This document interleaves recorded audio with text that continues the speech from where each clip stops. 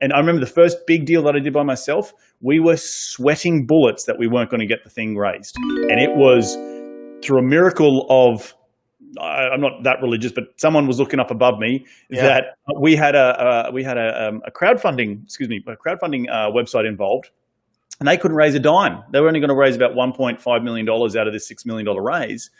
And they told us sort of 2 weeks into the DD period, and we're like, oh crap, okay, I'm trying to like back calculate, okay, how much do we need to close? Like we need to get the minimum that we need to close because we're over raising a little bit for capital expenditure.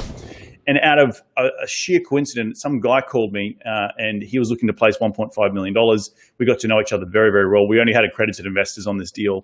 But through that one phone call, we replaced the guy like that. And it was through one of the debt brokers had accidentally sent the deal out to their 10,000 email list, and it was just a fluke. But I have grey hair from that day. But again, back to the due diligence is that you have to have that investment summary ready to rock and roll pretty much within 5 days of getting your LOI signed. You need that ready. And so as you're leading up to, you're talking to the broker, you're probably walking the site, you're on best and final calls. You need to be tightening up your assumptions as best as possible. Now, you're going to tighten them up even more on the due diligence period, but what you need to be having done is making sure you have that investment summary ready to press send to your investor database so you can gauge, okay, hey, how many people are we actually going to be able to raise from? And then once you send that email, you're going to have a follow-up probably in a week after that. Again, the DD's happening all congruently.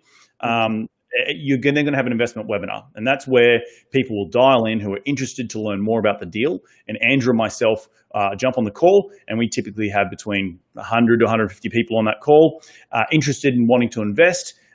Most of the people are on mute for a period of the call. We go through the business plan, the due diligence, and then we open it up for questions and we ask questions at that point.